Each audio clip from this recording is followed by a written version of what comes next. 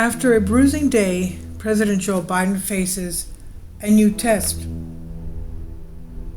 President Biden and his allies may have thought they had stemmed a rebellion by fellow Democrats and donors after his debate debacle, but a series of interventions piled more pressure on the campaign just as President prepares to hold a new conference at a NATO summit on Thursday. That's, of course, today. That's seen as his next big test. Some Democratic lawmakers made clear that they were not falling into line behind Biden. Representative Nancy Pelosi told MSNBC's Morning Joe on Wednesday that time is running short for the president to make a decision, remarks that stunned several White House officials, according to the Times. She said she would back whatever decision he takes, but the equivocal comments were seen as offering other Democrats space to speak up. Hours later, Peter Welch of Vermont became the first Democratic senator to call on Biden to withdraw. "We cannot unsee what we saw at the debate," Welch told the Times, adding that Donald Trump return to power would be a catastrophe. George Clooney was even more direct. The actor, who co-hosted a $28 billion fundraiser for Biden in Los Angeles last month, wrote in a Times guest essay that the president's debate performance was not a one-off. "It's devastating to say it, but the Joe Biden I was with 3 weeks ago at the fundraiser was not the Joe Big Effing Deal Biden of 2010.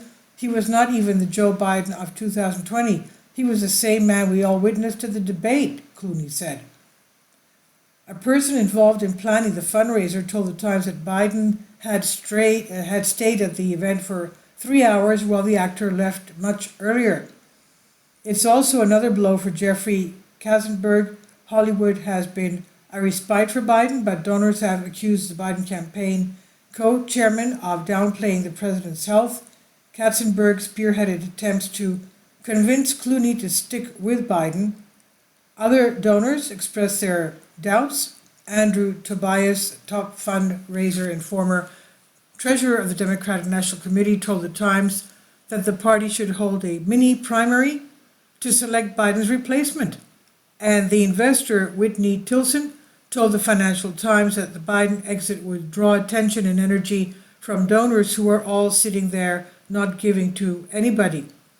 Some donors say they still back Biden, including Alex Soros, son of George Soros, and James Costos, former HBO executive who attended the Los Angeles fundraiser. Senator Chuck Schumer's view could be crucial given that majority leader's relationship with Wall Street. He's heard plenty from angry donors over the past 2 weeks, Dealbook hears. Schumer's publicly backed Biden on Wednesday. "As I have made clear repeatedly, publicly and privately, I support President Biden," he said, after Axios reported that he had signaled to donors that he was open to a change. Biden's NATO news conference on Thursday will be a big deal, as today, of course. Donors told Dealbook that they would be watching Biden closely as they figure out what to do next. Some U.S. allies are hedging their bets. Envoys to the summit have been setting up meetings with Trump advisors, according to Bloomberg, reflecting growing doubts about a Biden victory in November. So here's what is happening. Investors brace for a pivotal inflation report.